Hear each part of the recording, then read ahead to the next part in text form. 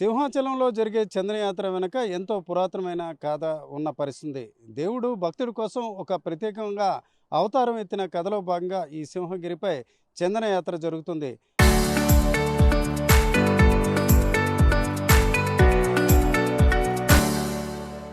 హిరణ్యకశిపుడిని సంహరించిన తర్వాత ప్రహ్లాదుడి కోసం ఇక్కడే ఆ స్వామి వెలిసిన పరిస్థితి ఉంటుంది.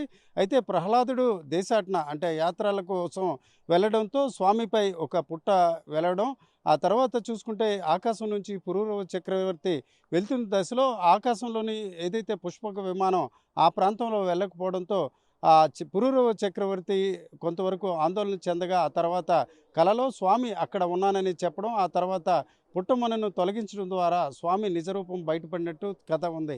ఆ క్రమంలోనే స్వామి తాను ఎప్పుడు కూడా చందనంతో ఏదైతే పుట్టమన్ను దాదాపు 12 మణుగుల పుట్టమన్నుతో కప్పబడి ఉన్న పరిస్థితి నేపథ్యాన తనకు ఏడాది పొడుగునా కూడా చందనంతో కప్పి ఉంచాలని పురూరవ చక్రవర్తికి చెప్పినట్టు చెప్తారు.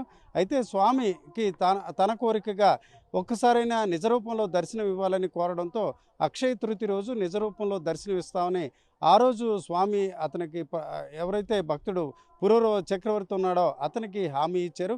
అందులో భాగంగా ప్రతి ఏటా అక్షయ తృతీయ రోజు స్వామి నిజ రూపంలో దర్శనం ఇచ్చే పరిస్థితి ఉంది. మిగతా సమయంలో పూర్తిగా చందనంతో ఆయన దర్శనం ఇచ్చే పరిస్థితి ఉంది.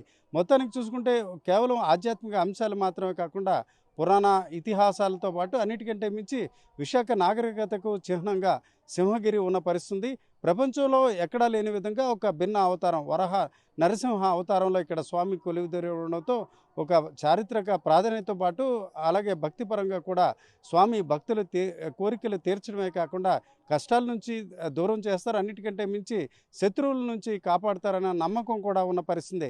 అయితే ఇదంతా ఒక ఎత్తు అయితే ఇక్కడ స్వామి మాత్రం తప్పు చేసే వారికి శిక్షిస్తారని కూడా చాలా అంశాలు ఇక్కడ చెప్పుకునే పరిస్థితి. ముఖ్యంగా రాజకీయ నాయకులు కావచ్చు, లేక అధికారులు స్వామి సన్నిధిలో తప్పులు చేసినట్లయితే తగిన శిక్ష కూడా గతంలో పడినట్టు కొన్ని కథనాలు కూడా చెప్పుకుంటున్న పరిస్థితి.